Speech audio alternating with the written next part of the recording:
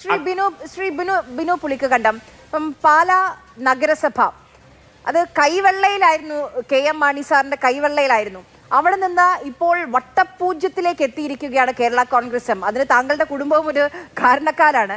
Jose K Mani അവിടെ നിന്ന് മത്സരിച്ചാൽ താങ്കൾക്ക് എന്ത് തോന്നുന്നു? കഴിഞ്ഞ തവണ മാണി സി കാപ്പൻ LDFന്റെ തരംഗമുണ്ടായിരുന്നു. പക്ഷേ അപ്പോഴും മാണി സി കാപ്പൻ 15,000 വോട്ടിനാണ് ജയിച്ചു കയറിയത്. ഇത്തവണ താങ്കൾക്ക് എന്ത് തോന്നുന്നു ജോസ് കെ മാണി പാലായിൽ നിന്നാൽ?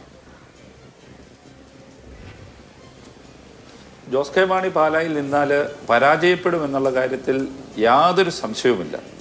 അത് അദ്ദേഹത്തോടുള്ള രാഷ്ട്രീയ എതിർപ്പ് കൊണ്ടോ അദ്ദേഹത്തിൻ്റെ പ്രവർത്തന ശൈലിയോടുള്ള വിയോജിപ്പ് കൊണ്ടോ പറയുന്നതല്ല. അത് കണക്കുകൾ പരിശോധിച്ചാൽ പോലും നമുക്ക് ബോധ്യപ്പെടും. 2016 മാണി സി കാപ്പൻ ജയിക്കുമ്പോൾ ഏറ്റവും കുറവ് ഭൂരിപക്ഷത്തിൽ 2016 മാണി സി കാപ്പൻ തോക്കുന്നത് 4700 വോട്ടുകൾക്കാണ്.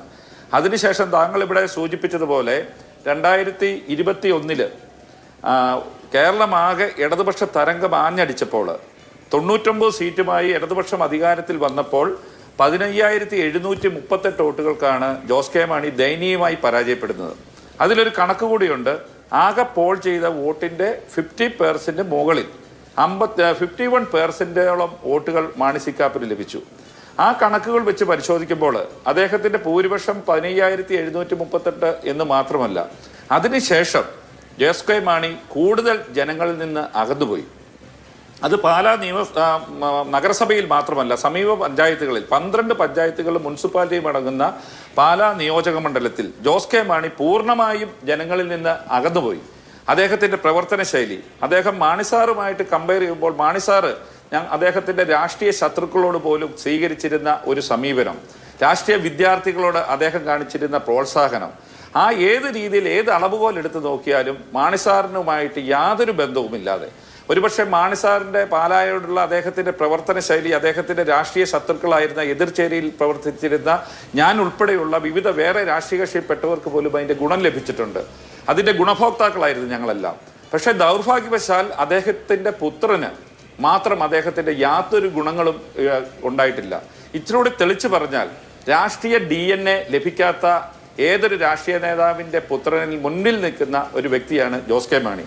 അദ്ദേഹം പാലായിൽ പരാജയപ്പെടും അദ്ദേഹത്തിന്റെ പ്രവർത്തന ശൈലി കൊണ്ട് മാത്രമല്ല, അദ്ദേഹത്തിന്റെ ജനങ്ങളിൽ നിന്നുള്ള അടുപ്പം അദ്ദേഹം കൂടുതൽ ഓരോ ദിവസങ്ങളിലും അകന്നു പോയിക്കൊണ്ടിരിക്കുക. മാത്രമല്ല, മാണി സി കാപ്പൻ പ്രതിപക്ഷ MLA ആയി പ്രവർത്തിച്ച് അദ്ദേഹത്തിന് ലഭിക്കുന്ന MLA ഫണ്ട്, ആസ്തി വികസന ഫണ്ട്, അല്ലെങ്കിൽ ഈ പ്രദേശത്ത് കൊണ്ടുവരുന്ന നിരവധിയായ വികസന പ്രവർത്തനങ്ങൾ കൊണ്ടുവരാൻ ശ്രമിക്കുമ്പോൾ അത് രാഷ്ട്രീയ ശത്രുത വെച്ച് അത് മുടക്കുക, അത് നടപ്പിൽ വരുത്താതിരിക്കുക, അത് പാലായിലെ ജനങ്ങൾ തിരിച്ചറിഞ്ഞു. അതിൽ ഏറ്റവും വലിയൊരു ഉദാഹരണം പാലാ നഗരസഭയെയും മുത്തോലി പഞ്ചായത്തിനെയും ബന്ധിപ്പിക്കുന്ന ഒരു ബ്രിഡ്ജുണ്ട്. ഒരു പുതിയ ബ്രിഡ്ജിന് മാണിസാറ്, മഹാനായ മാണിസാർ എന്ന് പറയാം, അദ്ദേഹത്തിന്റെ സ്വപ്ന പദ്ധതിയായിരുന്ന ചെക്ക് ഡാം കം ബ്രിഡ്ജ്, ആ ബ്രിഡ്ജിന് തറക്കല്ലിട്ട് അദ്ദേഹം ഏകദേശം 18.5 കോടി രൂപയുടെ പ്രോജക്റ്റിന് വലിയ എമൗണ്ട് മീനച്ചിലാറ്റിൽ നിർമ്മാണം നടന്നു. അദ്ദേഹത്തിന്റെ വകുപ്പ് കൈകാര്യം ചെയ്യുന്നത് റോഷി അഗസ്റ്റിനാണ്. അദ്ദേഹം വിചാരിച്ചാൽ, അല്ലെങ്കിൽ ബഹുമാനായ ജോസ് കെ മാണി വിചാരിച്ചാൽ 6 മാസം കൊണ്ട് പൂർത്തിയാകാവുന്ന ഒരു പദ്ധതി, അത് ഈ ഇത്രയും വർഷങ്ങളായിട്ട് ഇവിടെ പൂർത്തീകരിക്കുവാൻ ജോസ് കെ മാണി സമ്മതിക്കും. ഞാൻ ഉദാഹരണം മാത്രമാണ് പറഞ്ഞത്. അതുപോലെ നിരവധിയായ ഇവിടെ പാലാ ടൗണിന്റെ ഹൃദയഭാഗത്ത് സാധ്യതയുണ്ടോ ജോസ് കെ മാണിക്ക് എന്നാണ് ചോദിച്ചത്. താങ്കൾ ഉറപ്പിച്ചു പറയുന്നു. ഞാൻ പറഞ്ഞു വന്നത്, ഇതുപോലെയുള്ള നിരവധിയായ ഇദ്ദേഹത്തിന്റെ പ്രവർത്തന ശൈലി കൊണ്ട് ഒരു കാരണവശാലും അദ്ദേഹം പാലായിൽ നിന്ന് ജയിക്കത്തില്ല. കഴിഞ്ഞ വർഷത്തേക്കാൾ കൂടുതൽ ഭൂരിപക്ഷത്തിന് മാണി സി കാപ്പൻ ജയിക്കും. അദ്ദേഹത്തിന്റെ ജോസ് കെ മാണിയുടെ പരാജയം ദയനീയമായിരിക്കും. കേരള രാഷ്ട്രീയം കണ്ട ഒരു രാഷ്ട്രീയ നേതാവിന്റെ ഏറ്റവും ദയനീയ പരാജയമായിരിക്കും വരുന്ന ആളുകളിൽ പാലായല്ല കേരളത്തിലെ രാഷ്ട്രീയ പൊതുസമൂഹം കാണാൻ പോകുന്നതെന്ന് ഉറപ്പിച്ചു പറയാൻ തന്നെ ഞാൻ ആഗ്രഹിക്കുന്നു.